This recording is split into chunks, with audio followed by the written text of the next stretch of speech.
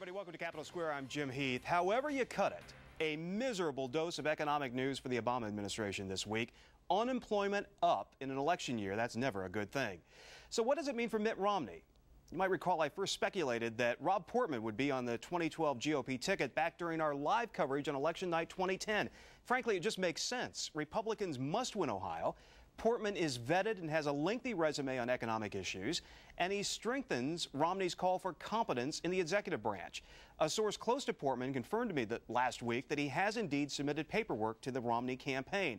At the very least, Portman is on a very, very short list.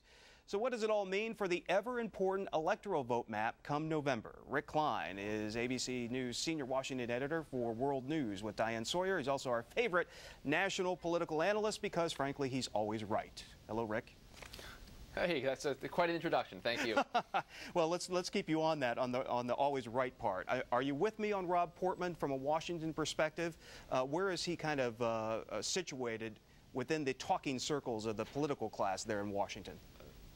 He is at the top of the list. There's no question about it. Maybe number one on the list, as you identified. There's a lot to like in Rob Portman. Yes, he is a boring white guy, but Mitt Romney may double down on that whole notion. And this is not a year necessarily where you need to go for any kind of flash. Mitt Romney knows that his whole thing is about competence. Everything that he does is about competence, about job creation, about job growth. You know you don't have a big downside in Rob Portman. As you mentioned, he has been in the public arena for a long time in a lot of different roles, and he exudes that very competent, that quiet competence that Mitt Romney wants to portray to the American people. So I think a lot of things make sense about Rob Portman from the vice presidential perspective. And you know what, Rick, from an Ohio perspective, Barack Obama won this state 4 years ago with 52% of the vote, and part of that coalition was Hamilton County, Cincinnati, which is a typically Republican area.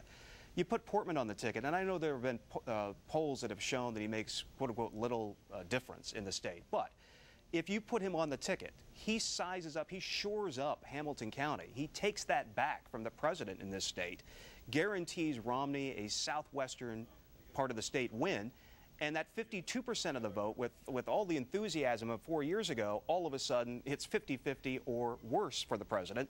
So it basically locks up, in my thinking, at least at this point, if they're looking at it on paper, it could lock up Ohio. Where does that force the president to go then? South, Virginia, North Carolina? Yeah, that's the potential of changing the map. It's been a long time, maybe since LBJ, that you could directly say that a running mate has helped deliver a state for a candidate. But I think you can make the argument that Ohio is close enough that maybe Portman closes the deal. He is strong, and he's from the part of the state that, in the Cincinnati area, the Republicans have to do very well in Ohio. It does scramble things a little bit. It's still a very favorable map for President Obama because he won so big 4 years ago. He could still lose in Ohio and still win the election. But it does put a lot more emphasis on Virginia holding that. I think North Carolina is going to be a little more difficult. Certainly Florida as well, and of course Pennsylvania. So the classic battlegrounds, it changes a little bit, and I think that's one of the reasons that Mitt Romney has to be tempted. He knows that Ohio is an absolute must-win for a Republican, particularly in a year like this where you know you have so many of your own states that you have to shore up, that if you have a chance to take one back like Ohio and you think Rob Portman can do it, that is a big check in his column. All right, so we spent a year in the Bush administration. We know that's a negative. Who else is on this short list? I mean, if you look at Chris Christie, I mean, he could overshadow Mitt Romney. Marco Rubio, the senator from Florida, I mean, there's a little question that some Republicans say that might be a Dan Quayle situation. We're not quite sure. He looks like a rising star, but, do we put him on already? But are they still in this? I mean, who else is left if it's not Portman?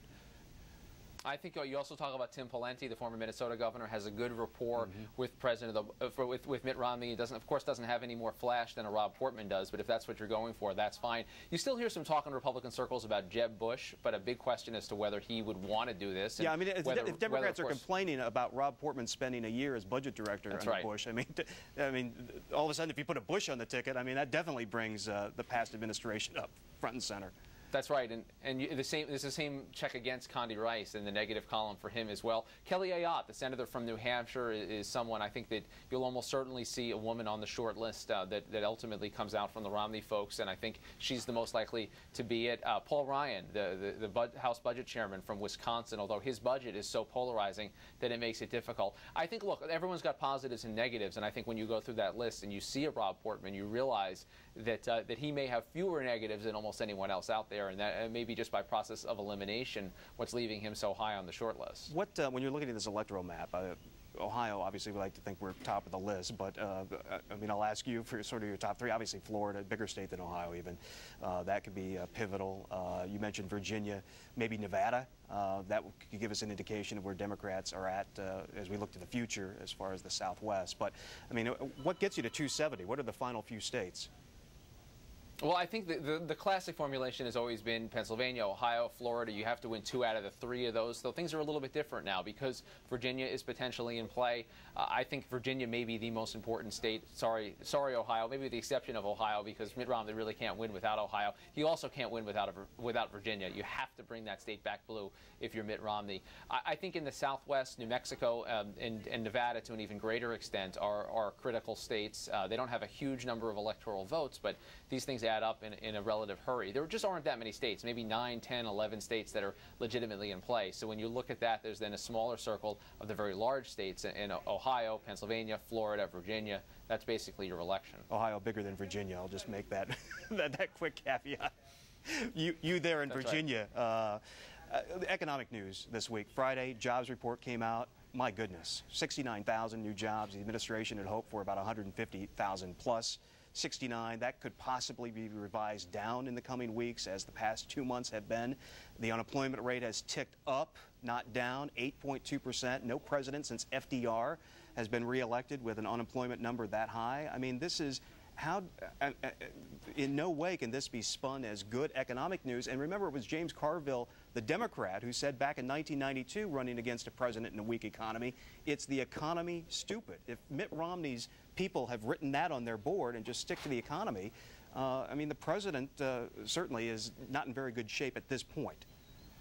It's terrible economic news, and there aren't going to be that many jobs reports left. I think 5 or 6 of them before the election, and the time that people have their perceptions settled about the economy is about now. We're entering the summer months, we'll have the Olympics, and then of course the conventions, and then we're off and running. So right now people are deciding, well, where do things stand? And right now it's hard to imagine a scenario where things are going to get drastically better in the next couple months. That means that Mitt Romney can definitely go on the offensive over jobs, over the economy, and say, look, you need someone like me who knows how to create jobs. And President Obama, meanwhile, has to be looking back more than anything else and say, this is not as bad as it would have been. It wasn't as bad as it was under President Bush. Mitt Romney wants to return to those years. That argument, though, is a tougher and tougher sell with every passing month of an Obama presidency. And I'll tell you what, Rick, I mean, then you're talking to the independents post-Labor Day. I mean, in a swing state like Ohio, that's who you're basically talking to for the final 60 days, the truly 5 or 6% who are undecided, blaming Bush. I mean, you've had the job for 4 years. I mean, this is about contract renewal. And if Ohioans begin to think that they're not better off than they were 4 years ago, I mean, it's a hard narrative to say we got to blame the last guy, right? I mean, is that one of the last few things that you would have left if this unemployment number continues to stay the same or ticks up?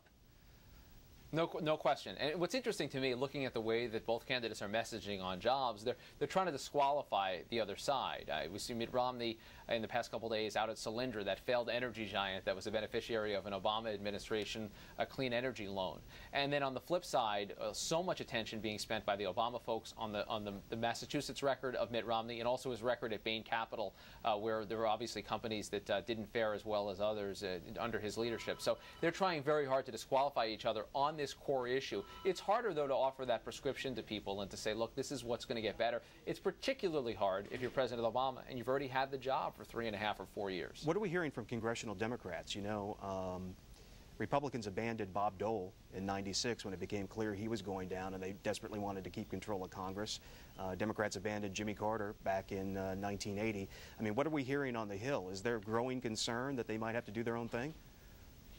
They're not there yet, although there are parts of the country where they do have to do their own thing, and they've been doing it for some time. And throughout this Obama administration, we're seeing some congressional Democrats already saying, one in particular, the senator from West Virginia, Joe Manchin, who says he's not even endorsing anyone. He's not going to tell people who he's going to vote for in the fall. He may not vote for President Obama, he's saying publicly. So they're finding some ways to separate themselves. But you have to counterbalance that with the fact that President Obama is personally very popular in large portions of this country, even in some Republican-leaning left-leaning areas. He's got personal popularity. So they know that there's going to be some coattails there at the top of the ticket, depending on the part of the country. I don't think we're going to see wholesale abandonment. I don't think we're going to see even the kind of abandonment that we saw with George Bush toward the end of his time in office, where Republicans really were running for the hills to avoid being with him. But there's certainly parts of the country that the Democrats don't want to see President Obama in at all. Rick, we have 30 seconds. Ron Paul, I mean, he's going to show up at the convention there in Tampa. He's got a growing number of delegates. He will have a coalition there. What kind of ruckus does he cause, do you think? I think it can be sizable, and it's going to give the media something to cover when they're there. I hate to shatter the aspirations for the Paulites. He will not be the Republican nominee. He will not be the president, but he can make life pretty miserable for Mitt Romney at the convention. I think they're going to try to appease him and give him the kind of speaking slot that certainly he's earned by his candidacy, but to allow his shadow convention to happen and hope that no one pays attention. Rick Klein, my friend, always great to have you on the show. Hope to see you a lot between now and November, and we will check in quite a bit. Thank you so much.